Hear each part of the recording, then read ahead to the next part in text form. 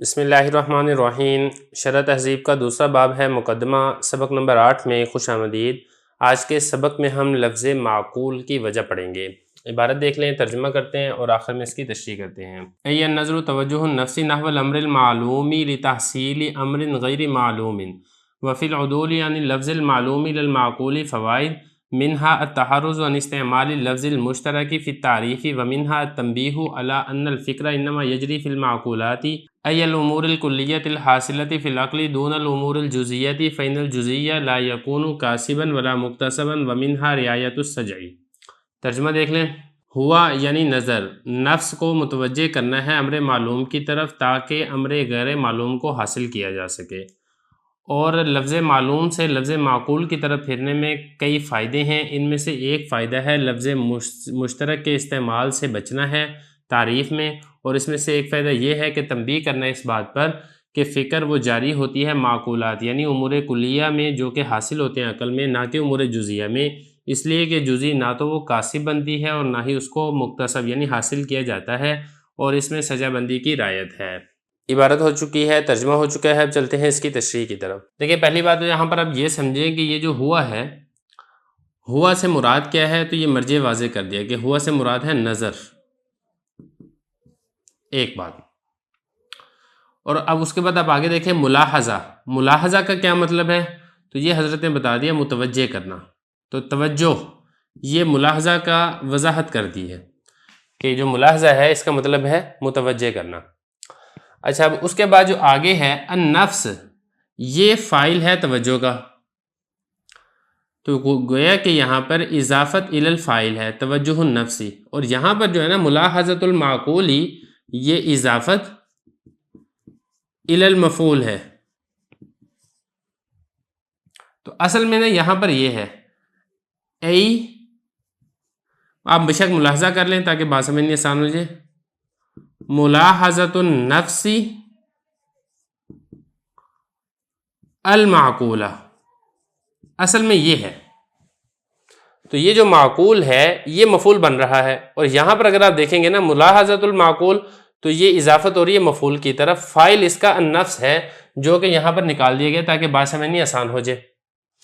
پھر دوسری بات جو سمجھنے والی ہے وہ یہاں پر وہ یہ ہے کہ جس طریقے سے یہاں پر یہ ہے نا معقول اور اسی طریقے سے مجہول، یہ دونوں صفت ہیں، اور کوئی بھی صفت ہو اس کے لیے موصوف کا ہونا لازم اور ضروری ہوتا ہے۔ تو یہ جو امر ہے، امر اس کا موصوف نکال کے بتا دیا کہ یہ جو معقول ہے، معقول سے پہلے ہے الامر المعقول، اس طریقے سے الامر المعقول، اور اسی طریقے سے جو مجہول ہے، مجہول سے پہلے بھی الامر ہے، ای الامر المجہول، تو یہ صفت ہے اور یہ اس کا موصوف ہے جو کہ یہاں پہ حذف ہوا تھا، اس لیے یہاں سے عبارت کے اندر ہر چیز واضح کر دیا تاکہ بات سمجھنی آسان ہو جائے۔ اب ذرا دیکھیں عبارت کا کیا مطلب ہے۔ فرما رہے ہیں کہ نظر کرنا، نظر کا مطلب کیا ہے؟ نظر کا مطلب یہ ہے کہ نفس کو متوجہ کرنا امر معلوم کی جانب تاکہ اس امر معلوم سے امر غیر معلوم حاصل ہو جائے۔ یہ کسبی کی تعریف ہو رہی ہے، یا اب یہ کہیں کہ نظری کی اور فکری کی تعریف ہو رہی ہے کہ نفس کو امر معلوم کی طرح متوجہ کر کے اس سے آپ امر غیر معلوم کو معلوم کرتے ہیں، تو اسی کو کسبی کہا جاتا ہے، اسی کو نظری اور فکری کہا جاتا ہے۔ یہ بدیہی کے برعکس ہے۔ یہاں تک تو ہو گیا یہ والی بات۔ اب اس کے بعد آگے ہے، ایک سوال پیدا ہوتا ہے کہ یہاں پر جو معقول ہے، معقول کا آپ نے معنی کیا بیان کیا؟ معلوم، یہی کہا نا، معقول کا مطلب امر معلوم۔ تو سوال یہاں پر یہ پیدا ہوتا ہے کہ آپ نے یہاں پر یعنی جو تہذیب کی عبارت کے اندر علامہ تفتزر نے معقول کا لفظ کیوں ذکر کیا، معلوم کا لفظ کیوں ذکر نہیں کیا؟ اگر معقول کا معنی معلوم ہی ہے تو پھر ہونا تو یہ چاہیے تھا کہ یہاں پر بھی ایسی ہوتا، وَهُوَ مُلَاحَظَةُ الْمَعْلُومِ لِتَحْصِيلِ الْمَجْهُولِ، ایسا کیوں کیا گیا؟ تو بتانا یہ چاہ رہے ہیں کہ دیکھیں اس میں چند فائدے ہیں، یعنی معقول کو ذکر کرنے میں اور معلوم کو ذکر نہ کرنے میں، اسی وجہ سے یہاں پر معقول کا لفظ لے کر آئے ہیں، معلوم کا لفظ لے کر نہیں آئے ہیں۔ فرما رہے ہیں وَفِي الْعُدُولِ، اور عدول کا مطلب ہوتا ہے پھرنا، معلوم کا لفظ چھوڑ کے معقول کی طرف پھرنا، فوائد اس کے اندر چند فائدے ہیں۔ اب وہ کون کون سے فائدے ہیں وہ ایک ایک کر کے آگے ذکر کیے جا رہے ہیں۔ دیکھیں جو پہلا فائدہ ہے وہ ہے لفظ مشترک کے استعمال سے تحرز۔ تحرز کا مطلب ہوتا ہے بچنا، احتراز یا احترازی مثال وہ اسی سے ہی ہے۔ اچھا اس کا مطلب کیا ہے؟ دیکھیں دو لفظ ہیں، ایک ہے معقول اور ایک ہے معلوم۔ معلوم کا لفظ استعمال نہیں کیا ہے، معقول کا لفظ استعمال کیا ہے۔ وجہ یہ ہے کہ معلوم علم سے ہے۔ اب علم کے مختلف معنی ہیں، مثال کے طور پہ ایک معنی ہے حصول صورت الشیء فی العقل، دوسرا معنی ہے الصورۃ الحاصلۃ من الشیء عند العقل، تیسرا معنی ہے الاعتقاد الجازم مطابق للواقع۔ ظن کو بھی علم کہہ دیا جاتا ہے، جہل مرکب کو بھی علم کہہ دیا جاتا ہے، یقین کو بھی علم کہہ دیا جاتا ہے۔ تو علم کے معنی متعدد ہیں، علم کا لفظ مشترک ہے، جبکہ اس کے برعکس جو معقول ہے وہ عقل سے ہے، یہ لفظ مشترک نہیں ہے، جو چیز عقل کے اندر آئے گی وہی معقول ہے۔ اور اصول اور ضابطہ یہ ہوتا ہے کہ تعریف کے اندر لفظ مشترک کے استعمال سے حتی الامکان بچا جاتا ہے، تو اسی وجہ سے کہ لفظ مشترک کا استعمال کرنا لازم نہ آئے تو اس لیے معلوم کا لفظ ذکر نہیں کیا ہے، معقول کا لفظ ذکر کیا ہے۔ یہ بتا رہے ہیں کہ ایک فائدہ تو اس میں یہ ہے کہ لفظ مشترک کے استعمال سے تحرز یعنی بچا جا رہا ہے تعریف میں، یہ ہو گیا ایک فائدہ۔ لیکن دوسرا فائدہ یہاں سے یہ بیان کیا جا رہا ہے کہ معلوم کا لفظ نہیں لائے، معقول لے کر آئے ہیں۔ اس کی وجہ کیا ہے؟ دیکھیں جو معلوم چیز ہے وہ کلی بھی ہوتی ہے اور جزئی بھی ہوتی ہے۔ انسان کو کلی کا علم بھی ہوتا ہے، انسان کو جزئی کا علم بھی ہوتا ہے۔ اگر یہاں سے معلوم کا لفظ لے کر آتے تو پھر اس سے یہ اعتراض پیدا ہونا تھا کہ نظر و فکر کلی میں بھی ہوتا ہے اور جزئی میں بھی ہوتا ہے، کیونکہ امور معلومات تو دونوں ہیں۔ حالانکہ جو غور و فکر ہے، نظر و فکر ہے، وہ جزئی کاموں کے اندر نہیں ہوتا ہے، وہ کلیوں کے اندر تو ہوتا ہے، امور کلیہ کے اندر، نہ کہ جزیہ کے اندر۔ تو اسی وجہ سے معلوم کا لفظ ذکر نہیں لے کر آئے، معقول کا لفظ لے کر آئے ہیں، کیونکہ معقول سے مراد کیا ہے؟ امور کلیہ جو کہ عقل میں حاصل ہوں۔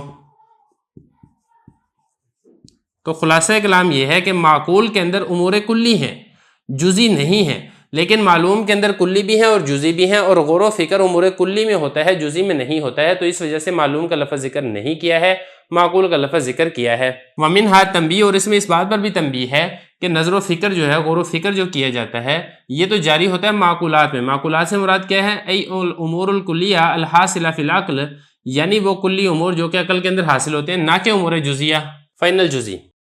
آپ نے یہ کہا تھا کہ نظر و فکر امور کلیہ میں ہوتی ہے، امور جزیہ میں نہیں ہوتی ہے، تو سوال یہاں پر یہ پیدا ہوتا ہے کہ غور و فکر جزئی کے اندر کیوں نہیں کر سکتے ہیں؟ دیکھیں یہاں سے اسی کا جواب دیا جا رہا ہے کہ جزئی کے اندر غور و فکر اس لیے نہیں ہو سکتا ہے کہ جزئی نہ تو کاسب ہوتی ہے نہ ہی مکتسب ہوتی ہے۔ اب اس کا مطلب کیا ہے؟ پہلے آپ سمجھ لیے کہ غور و فکر ہوتا کیوں ہے۔ غور و فکر اس لیے ہوتا ہے کہ ایک چیز آپ کو معلوم ہوتی ہے تو آپ اس معلوم چیز میں غور و فکر کر کے نامعلوم چیز کو معلوم کر لیتے ہیں، جبکہ جزئی کے اندر ایسا نہیں ہو سکتا۔ مثال کے طور پہ اب زید ہے، زید جزئی ہے، اب یہ جزئی کے اندر اگر آپ غور و فکر کر کے آپ بکر کا علم معلوم کر سکتے ہیں؟ نہیں کر سکتے۔ اسی طریقے سے خالد کو معلوم کر سکتے ہیں؟ نہیں کر سکتے ہیں۔ تو جزئی جو ہے وہ کاسب نہیں ہوتی ہے۔ کاسب کا مطلب کسب کرنے والا، کوشش کرنے والا، کہ جزئی کی مدد سے آپ دوسری جزئی کو معلوم کر لیں، ایسا نہیں ہے۔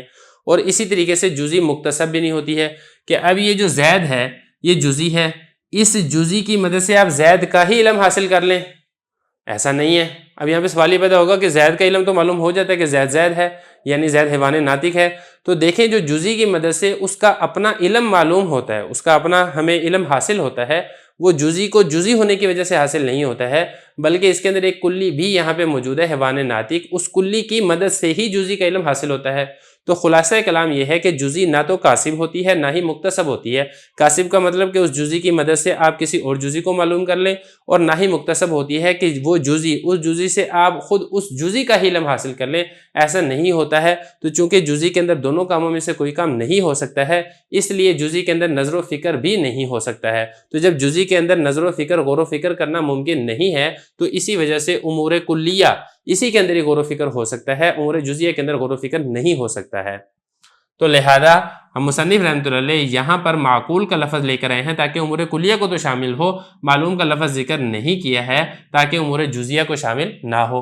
یہ بتا رہے ہیں فإن الجزیہ، اس لیے کہ جزئی لا یکون کاسبا ولا مکتسبا، نہ تو وہ کاسب ہوتی ہے اور نہ ہی وہ مکتسب ہوتی ہے۔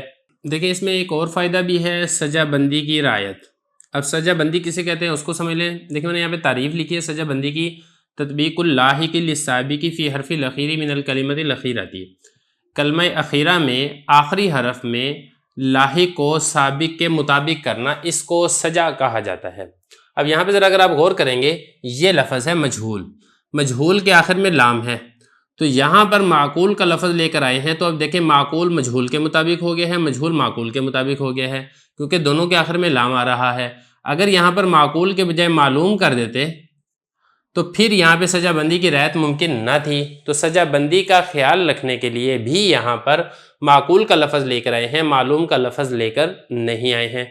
तो ये 3 फ़ायदे हैं जिसकी वजह से मातिन ने यहाँ पर माकूल का लफ्ज़ ज़िक्र किया है, मालूम का लफ्ज़ ज़िक्र नहीं किया है।